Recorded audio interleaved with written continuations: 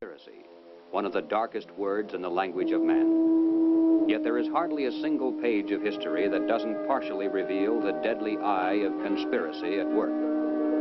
It was a conspiracy that directed Brutus against Caesar in the Roman Senate on the Ides of March. It was a conspiracy that plotted the betrayal of West Point by Benedict Arnold during the American Revolution. It was a conspiracy that led John Wilkes Booth to the assassination of President Lincoln on Good Friday, 1865. The past record of man is burdened with accounts of assassinations, secret combines, palace plots, and betrayals in war. The tenet of conspiracy has been a dominant force in all history. But in spite of this clear record, an amazing number of people have begun to scoff at the possibility of conspiracy at work today. They dismiss such an idea merely as a conspiratorial view of history. The purpose of this presentation is to show that the conspiratorial view of history, particularly of recent history, is the correct view. That there is a secret and powerful combine at work today, that it constitutes the unseen government of the United States, and that it properly can be identified as the capitalist conspiracy.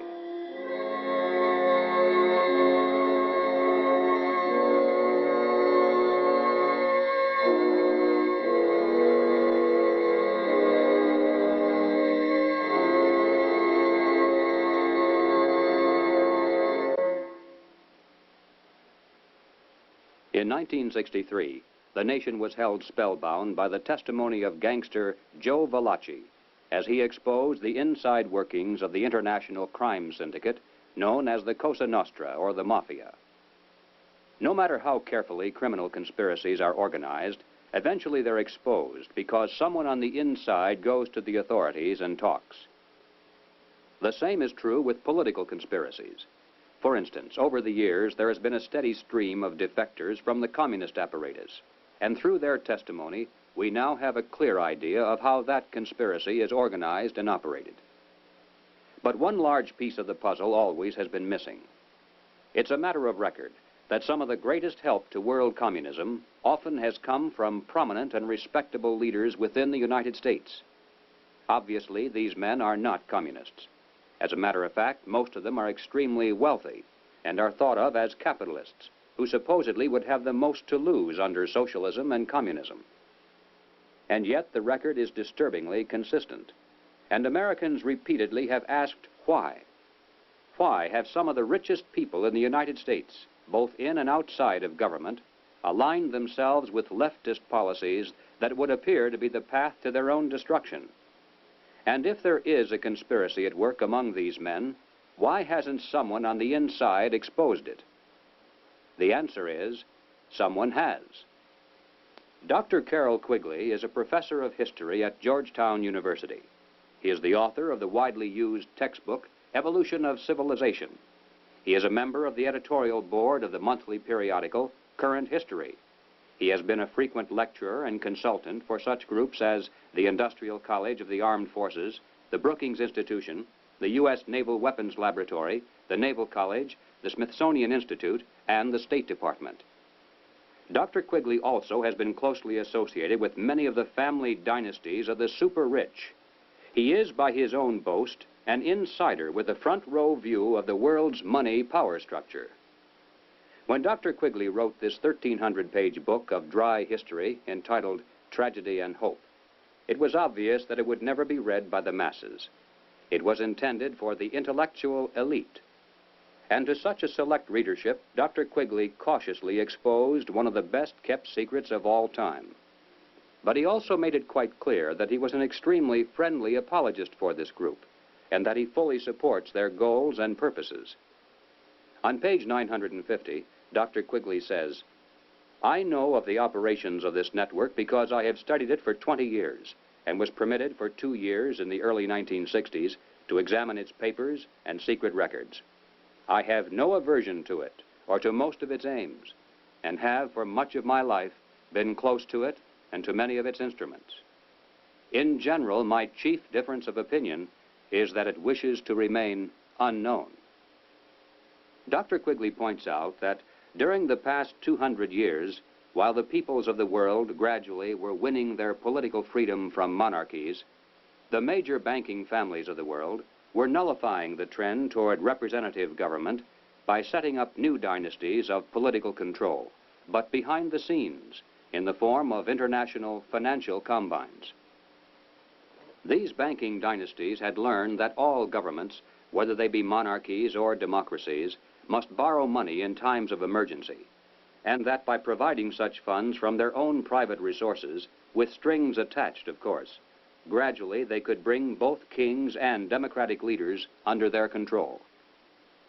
Dr. Quigley believes that people should be more familiar with the identities of these clever banking dynasties.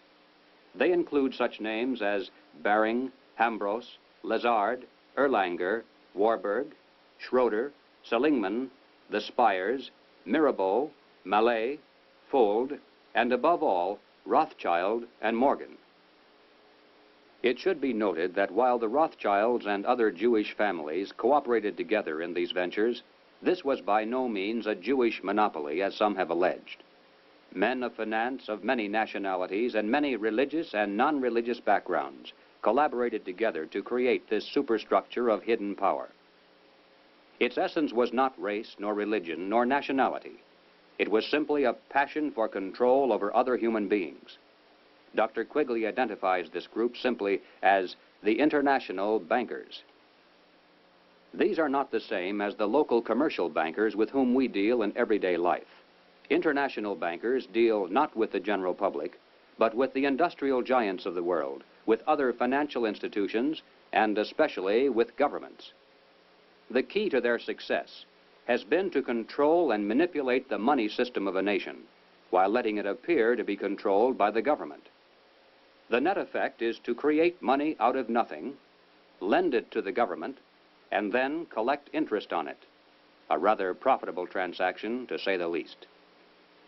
For example, in 1694, international banker William Patterson obtained the charter of the Bank of England, and the power over England's money system fell into private hands. In a boastful mood, Patterson said, "The bank hath benefit of interest on all monies which it creates out of nothing." 230 years later, Reginald Mackina, British Chancellor of the Exchequer, said, "The banks can and do create money, and they who control the credit of the nation direct the policy of governments and hold in the hollow of their hands the destiny of the people." Turning to the United States, Dr. Quigley tells us, "The structure of financial controls created by the tycoons of big banking and big business in the period 1880 to 1933 was of extraordinary complexity, one business fief being built on another, both being allied with semi-independent associates, the whole rearing upward into two pinnacles of economic and financial power. One, centered in New York, was headed by J.P. Morgan and Company, and the other, in Ohio, was headed by the Rockefeller family. When these two cooperated, as they generally did, they could influence the economic life of the country to a large degree, and could almost control its political life, at least on the federal level. In the United States, it was inevitable that the international banking interests would attempt to establish the same kind of private monopoly over the money system that they had achieved in England, France, Germany, Italy, and Switzerland. The same formula would be used: make it look like a government operation, but keep the control in private hands. John D. Rockefeller had purchased the Chase Bank, and his brother William bought the National City Bank of New York. The Rockefeller Chase Bank was later merged with the Warburg's Manhattan Bank to form the Chase Manhattan, one of the most powerful financial combines in the world today. Acting in concert with the Morgan banking dynasty, they spent untold millions of dollars to promote legislation that would grant to them a private franchise over this nation's money system. To sell this scheme to the voters, the monopolists created the propaganda line that the proposed banking law somehow would work against the monopolies. Politicians took up the cry, "Banking reform," and "Down with Wall Street." And then, to make it look convincing, the financial tycoons publicly pretended to oppose the measure, all the while financing it behind the scenes. On December 22, 1913, the Federal Reserve Act finally was passed into law. Something known as the Federal Reserve System came into being, and with it, total control over the nation's money fell into private hands. The Federal Reserve System solely is responsible for creating money in the United States. The Treasury prints only what the Federal Reserve tells it to print. The far greater amount of checkbook money is also determined by this group. Yet it is not a government agency and is entirely beyond the reach of the American voter. Technically, the stock of the Federal Reserve System is held by 12 privately owned national banks that make up the system. These, in turn, are owned primarily by the private banking dynasties that work so hard to bring that system into being. By law, the 7 members of the Federal Reserve Board are appointed by the President for a term of 14 years each. In spite of the incredible length of these appointments, nevertheless, they're supposed to create the illusion that the people, acting through their elected leaders, have some voice in the nation's monetary policies. In practice, however, every president since the beginning of the Federal Reserve System has appointed only those men who were congenial to the financial interests of the international banking dynasties. There have been no exceptions. It is now known that the original Federal Reserve Board was handpicked by Colonel Edward Mandell House, who early in his career had represented British and American banking interests. The intimate papers of Colonel House, edited by Charles Seymour, reveal House as the unseen guardian angel of the Federal Reserve System. In the words of Mr. Seymour, the Schiffs, the Warburgs, the Kahns, the Rockefellers, and the Morgans had faith in House. In 1912, Colonel House authored this book entitled Philip Dru, Administrator. The hero, a thinly disguised version of himself in real life, was a behind-the-scenes manipulator of prominent political figures. In the disguised form of a novel, the book lays bare the general strategy that has been followed ever since, even to the very present. It tells of how a small group of insiders cause a depression and then bring about the election of a man named Rockland. Rockland gives fireside chats and launches a program called the New Era to strengthen government control over the masses. Eventually, the insiders who control the government weaken the country deliberately to the point of civil war, which provides them with the excuse for establishing a dictatorship under Philip Dru. Colonel House was the man who selected Woodrow Wilson as a presidential candidate and later became his principal advisor. Wilson was totally dependent on House for all political decisions. He was his alter ego. The president himself had written, "Mr. House is my second personality. He is my independent self. His thoughts and mine are one.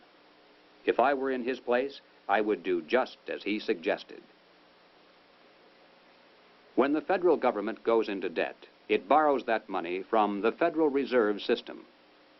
The national debt presently is at the 400 billion mark.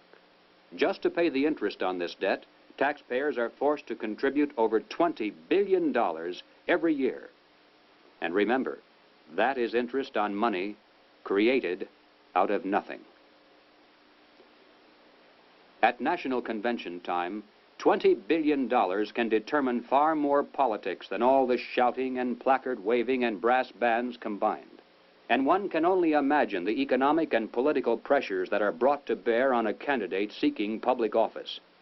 Pressures and commitments to make sure that if elected, the new president will make the correct appointments, not only to the Federal Reserve Board, but also to ambassadorial posts, government agencies, the cabinet, and even the Supreme Court.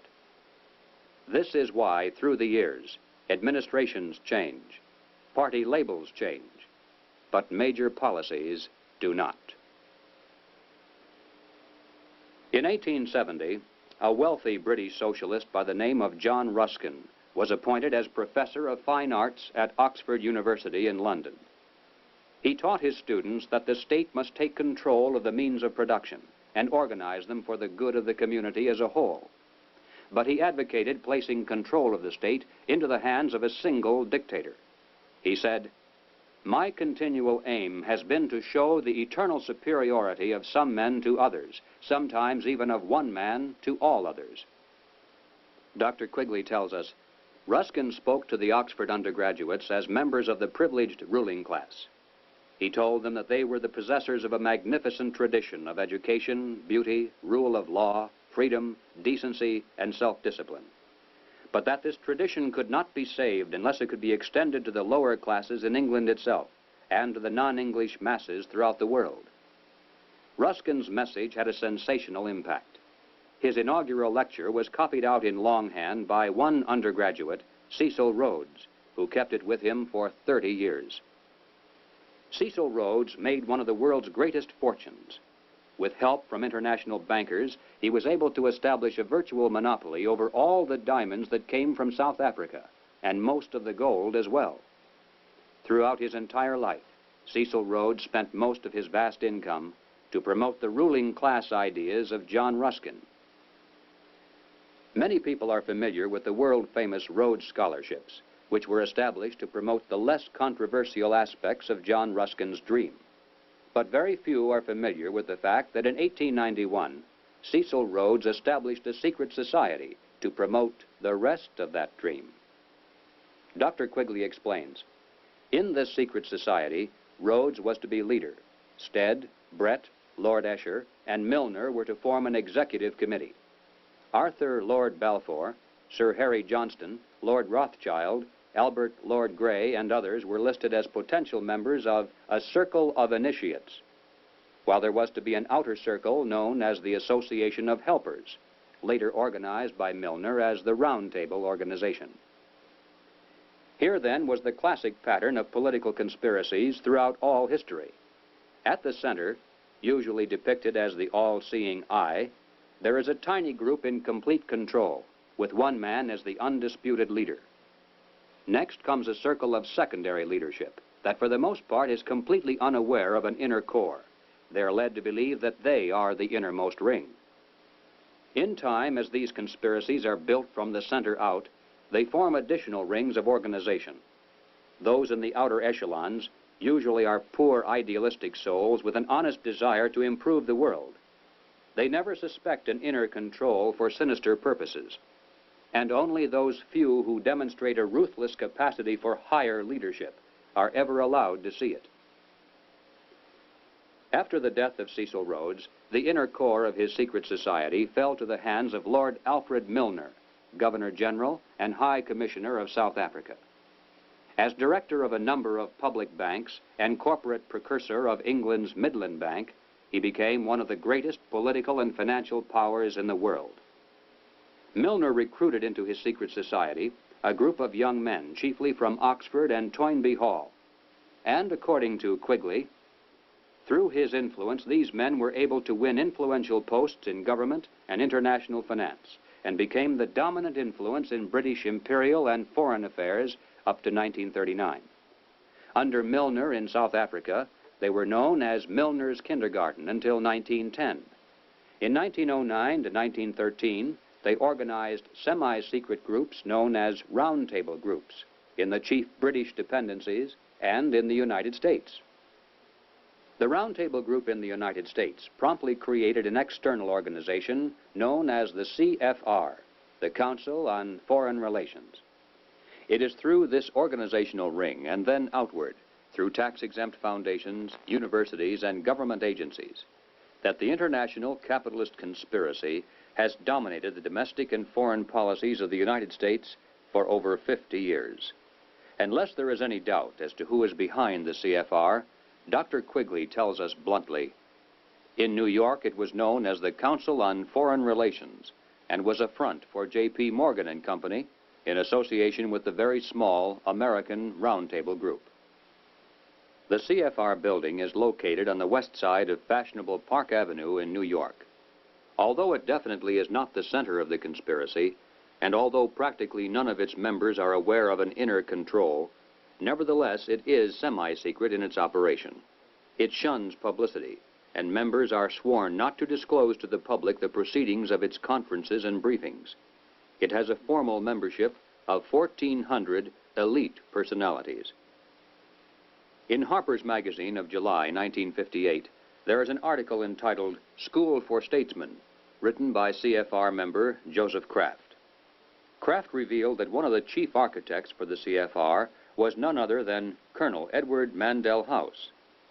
At the time of writing this article, Mr. Kraft boasted that the CFR membership even then included the President, the Secretary of State, the Chairman of the Atomic Energy Commission, the Director of the Central Intelligence Agency, the Board Chairman of 3 of the country's 5 largest industrial corporations, 2 of the 4 richest insurance companies, and 2 of the 3 biggest banks, plus the senior partners of 2 of the 3 leading Wall Street law firms, the publishers of the 2 biggest news magazines and of the country's most influential newspaper, and the presidents of the big 3 in both universities and foundations, as well as a score of other college presidents, a scattering of top scientists and journalists.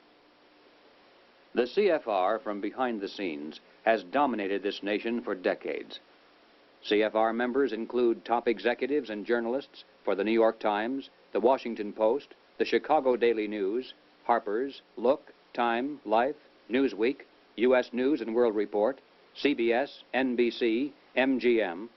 They include directors of the Ford Foundation, the Rockefeller Foundation, the Carnegie Endowment Fund. They include Presidents Hoover, Eisenhower, Johnson, and Nixon, Secretaries of State Stettinius, Atchison, Dulles, Herter, and Rusk, a fantastic percentage of the President's Cabinet, undersecretaries, the Federal Reserve Board, ambassadors to other countries, Supreme Court justices, and presidential advisors. The average American has never heard of the CFR, yet it is the unseen government of the United States. It's a sobering fact that the hidden power structure of international finance has exerted tremendous influence over public opinion in this country through its virtual control of higher education and major segments of mass communications. The human mind is like a computer. No matter how efficient it may be, its reliability is only as great as the information fed into it. If it is possible to control the input of the human mind, then no matter how intelligent a person may be, it's entirely possible to program what he will think. And yes, it's even possible to program people to laugh at the mere mention of the word conspiracy. Such programming, of course, can work in both directions. While one group has been conditioned not to see any conspiracy at work, another group has been led to believe that communists have been behind practically everything, a position easily made to look ridiculous. These well-intentioned anti-communists have been correct in their charge of conspiracy, but incorrect in knowing who to blame. As far back as 1907, Trotsky was financed by British bankers. By 1917, the major financing for the communist revolution in Russia was coming through Lord Alfred Milner, the leader of that inner core within the roundtable groups and the CFR. In America, Jacob Schiff of Kuhn, Loeb and Company gave $20 million to Trotsky. From Germany, millions more came from Max Warburg. The communist movement, not only in the United States, but around the world, always has been financed by the international banking establishment. Dr. Quigley explains why the establishment has never greatly worried about the communist movement in America. He says, "It must be recognized that the power that these energetic left-wingers exercised was never their own power or communist power, but was ultimately the power of the international financial coterie." In the 1950s, when the public became aroused over evidence of communist subversion in the federal government, it was a simple expedient to have a promising young congressman from California dramatically expose one communist agent. The establishment press gave it extensive coverage, the public was placated, and the obscure congressman became a national hero almost overnight. But when Congressman Reese of Tennessee began to investigate the link-up between Alger Hiss, the Carnegie Endowment, the Morgan Bank, and the interlocking tax-exempt foundations, the establishment press and the administration moved mightily against him. The pressures were so great that he was forced to abandon his investigation, and no one has dared to try it since. After a man has far more money than he possibly can spend for pleasures, what is left to excite him? For those with a ruling class mentality, the answer is power, raw power over other human beings. Money can buy such power only to a point. Beyond that, politics is the sport, and world politics is the ultimate game.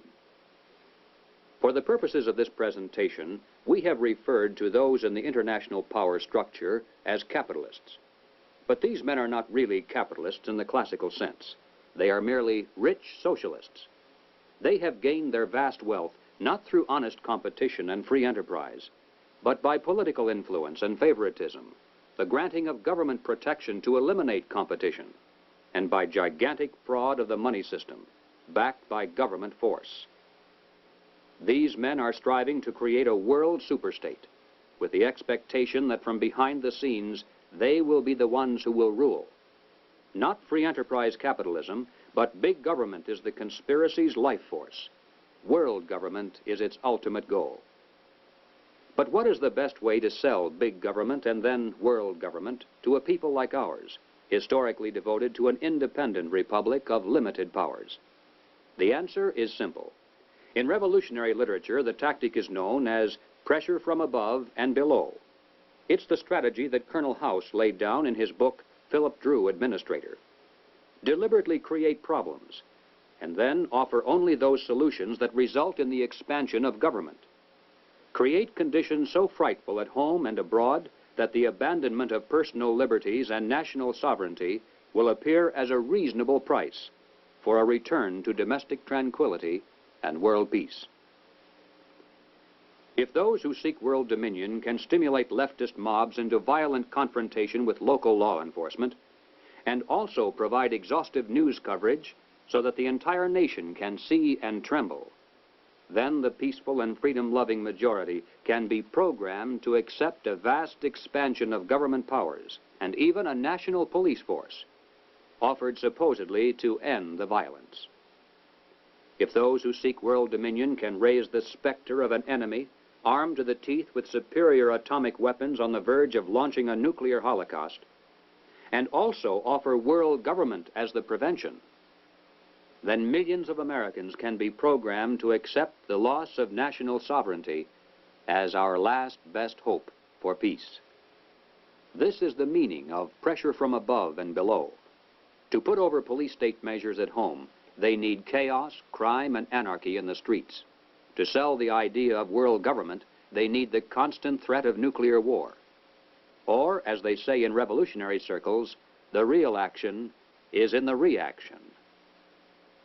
In 1968, Random House Incorporated published this book by James Coonan, The Strawberry Statement, Notes of a College Revolutionary.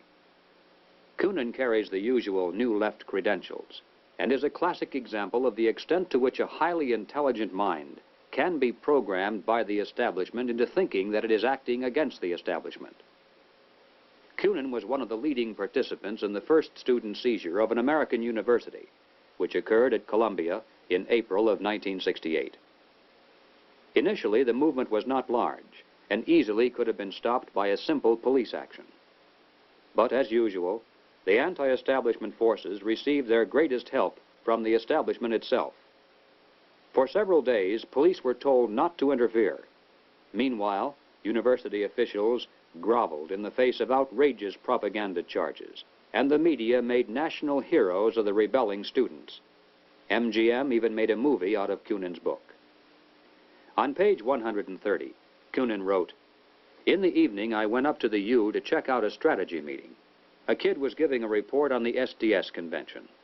He said that at the convention, men from Business International roundtables, the meeting sponsored by Business International for their client groups and heads of government, tried to buy up a few radicals. They offered to finance our demonstrations in Chicago. We were also offered ESSO, or Rockefeller money. They want us to make a lot of radical commotion so they can look more in the center as they move to the left." Jerry Kirk, while a student at the University of Chicago, was active in the SDS, the Du Bois Club, the Black Panthers, and the Communist Party. In 1969, Mr. Kirk broke from the party, and the following year testified before the House and Senate Internal Security Committees. Here is what Mr. Kirk has told us. Young people have no conception of the conspiracy's strategy of pressure from above and pressure from below. They have no idea that they're playing into the hands of the establishment they claim to hate. The radicals think they're fighting the forces of the super-rich, like Rockefeller and Ford, and don't realize that it is precisely such forces which are behind their own revolution, financing it and using it for their own purposes. When Stokely Carmichael was head of the militant revolutionary group known as SNCC, he was invited to speak at the University of Chicago. Jerry Kirk, then still a Black Panther, was among those who attended, and here is how he described Carmichael's appearance. Mr. Carmichael was obviously in the middle of something rather important, which made him more nervous and more tense than in the past. He started speaking of things which he said he could not have said before because his research was not finished. He spoke of the false consciousness of many blacks who believed the Jews were the instrument of oppression of blacks. And he made note of the fact that even though many Jewish people, for example in New York, own quite a bit of land, one must understand that the overwhelming percentages of mortgages in Harlem was owned not by Jewish people, but by Morgan Guarantee Trust, the Morgan family, and Chase Manhattan Bank, the Rockefellers. He repeated the line from the song he liked so well. "Something is happening here, but you don't know quite what it is, do you, Mr. Jones?" What he was getting at was that the Jews were simply one strata of society who are themselves being oppressed by people who were much richer and much more powerful.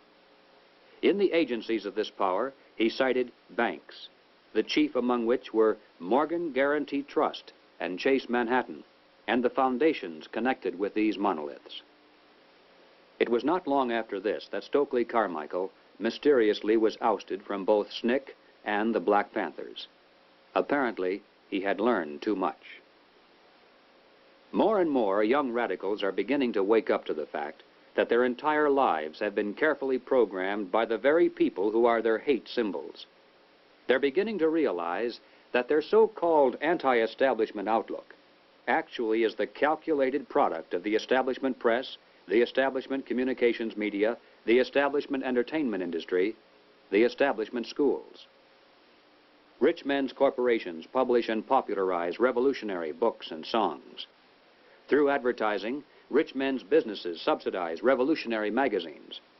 Rich men's tax-exempt foundations pour millions of dollars into left-wing organizations.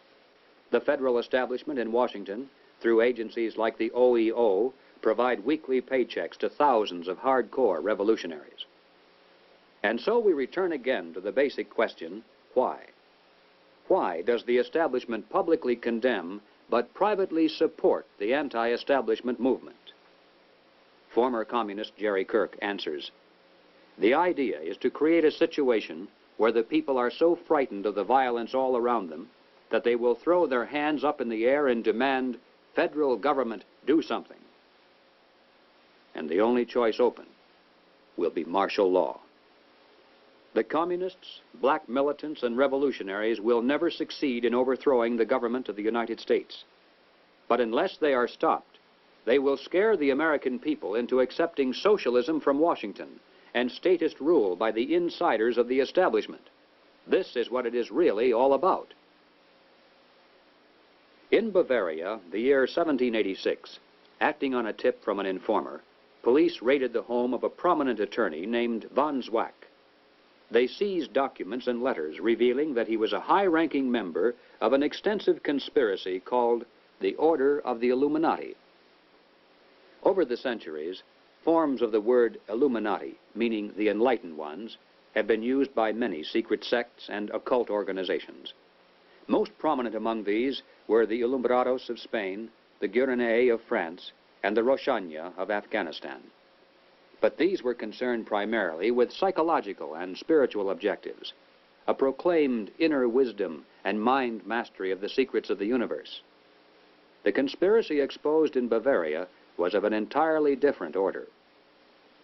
The Illuminati was founded on May 1st, 1776, by Adam Weishaupt, a professor at Ingolstadt University. Weishaupt obviously had been a serious student of the occult, for many of its bizarre features and symbols were incorporated into his organization. Weishaupt had been active in the Masonic lodges of Germany and found in them the perfect vehicle for recruiting into his secret order, which he described publicly as the highest level of Freemasonry. The Illuminati was formally incorporated into the Masonic lodges at the Congress of Wilhelmsbad in 1780. It should be noted that Freemasonry in England and America historically is quite different. Its members are characterized by the highest standards of integrity. Nevertheless, it is a fact that from 1780 on, the Illuminati did flourish as a parasite on the highest levels of the Masonic movement in Europe, especially the Grand Orient lodges of France. There were 8 conspiratorial rings within rings, advancing from the outermost novice inward to Rex, or king. The king, of course, was Weishaupt himself, who had adopted the code name Spartacus. Those in the outer rings were told that the grand purpose of the order was to make of the human race, without any distinction of nation, condition, or profession, one good and happy family. But by the time the member had advanced to the level of presbyter, or priest, his oath of absolute secrecy and obedience had become deadly serious. Only then was he allowed finally to see the ultimate goal of the order. It was the destruction of all religion, replaced by the worship of reason, or humanism, and the destruction of all independent governments, replaced by a new world order, a world government ruled from behind the scenes by the illuminated ones.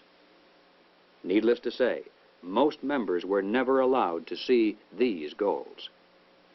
In the words of Adam Weishaupt himself, "These good folks swell our numbers and fill our money box. Set yourselves to work.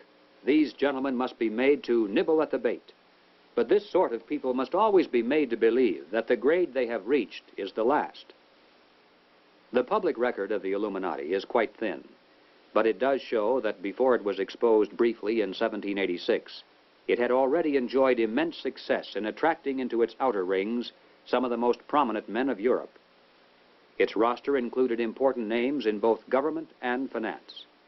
It was the most important single force behind the French Revolution.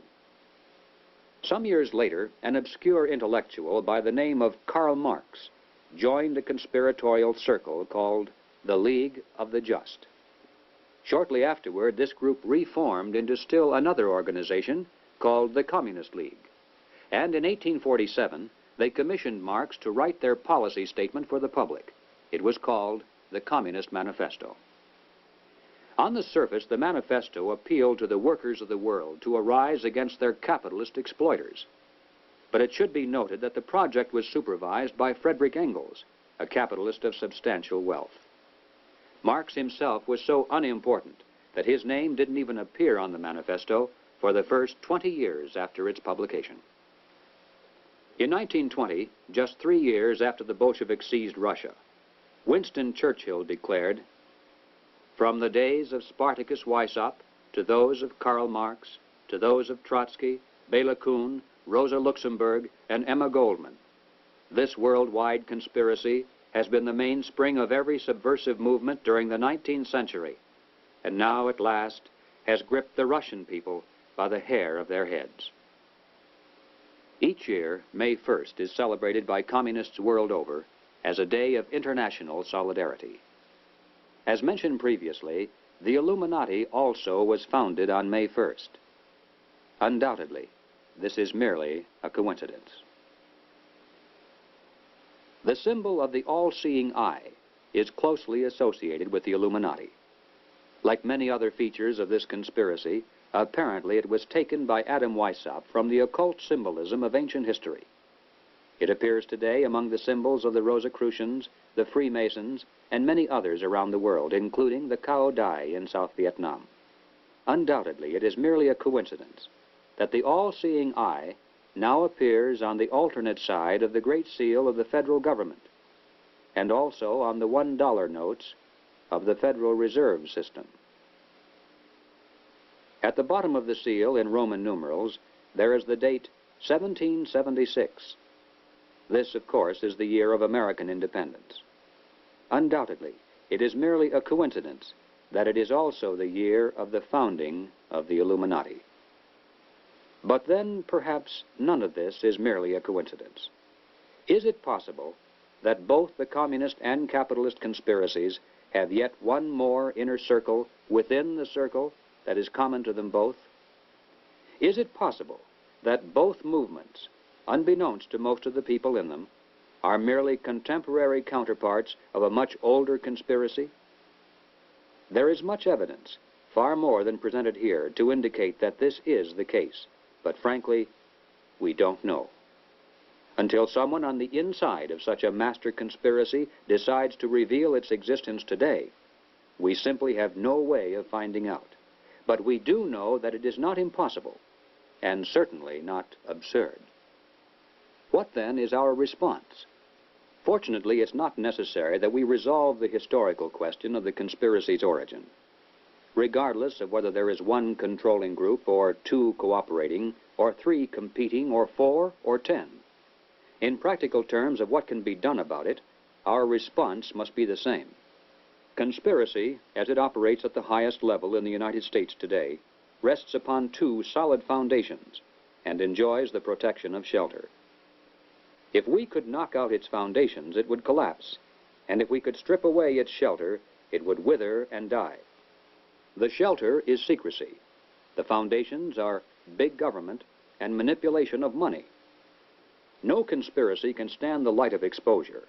No conspiracy can rule the masses without the tool of an extensive government bureaucracy. And certainly no capitalist conspiracy can long survive without control over the nation's money. Expose the conspiracy. Reduce the size of government. Return our money to a standard that cannot be manipulated. This must be our response. In the limited time available, we have attempted to demonstrate that the conspiratorial view of history, particularly of recent history, is the correct view. Let us summarize now 7 major conclusions. 1. There is and has been for some time a conspiracy among some of the richest people in the world. A conspiracy that virtually owns the money systems of the major non-communist nations. This monopoly is protected by the power of the respective governments, and is used to perpetuate the conspiracy's vast wealth by the creation of money out of nothing. 2. In the United States, this monetary fraud is perpetuated through the Federal Reserve System. Although the executive branch theoretically has some control over this system through occasional appointments, in reality, it is the system and those behind it who control the executive branch. 3. The capitalist conspiracy in this country surfaces to public view in the form of the semi-secret Council on Foreign Relations. Its members exercise their control over the nation through government, tax-exempt foundations, centers of education, and the mass communications media.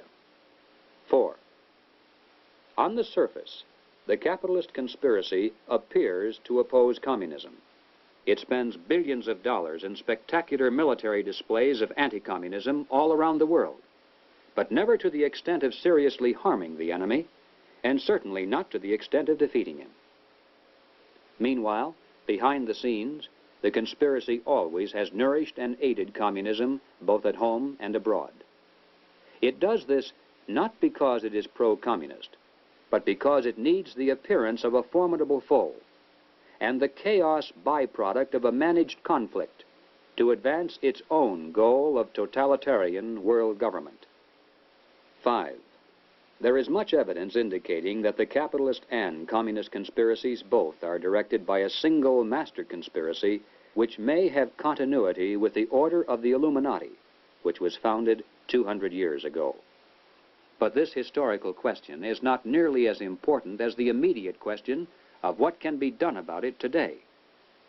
6. As for our response, we must begin to dismantle the conspiracy's machine of big government. We must restore American independence. We must return our schools to local control. We must protect our police forces from federal aid, which is the certain path to a national police force controlled from Washington. We must denounce revenue sharing as a transparent device leading to control over local government. We must raise up men for political office who not only talk about reducing government, but who will do it once they're elected. And that means men who are totally independent of establishment politics. 7. We must reduce the Federal Reserve System to a service function of clearing checks between banks only. Merely turning the system as it stands over to the federal government, as some have suggested, will not solve the problem. The same people would control it either way. The root of the evil is that money is created out of nothing, and the insiders could do that today just as easily directly through government as they do through the Federal Reserve System. The ultimate solution is to prevent anyone in or out of government from manipulating the money supply. And the only way to do that is to return our money to the gold and silver standards. 8. We must expose the conspiracy to public view. If somehow every American could be made aware of the facts contained in this presentation, if it were possible to circumvent the establishment's channels of mass communication and carry this message person to person to our friends and neighbors and fellow club members, the conspiracy would collapse like a house of cards. Yes, the hour is late, but it is not too late if we are realistic in our efforts. As Americans, we can still speak out without fear of imprisonment. We can still join together into patriotic groups to multiply our effectiveness. We can still challenge the establishment's candidates. We still retain that remnant of power to regain control of our own government. With divine guidance and with your help, it can be done.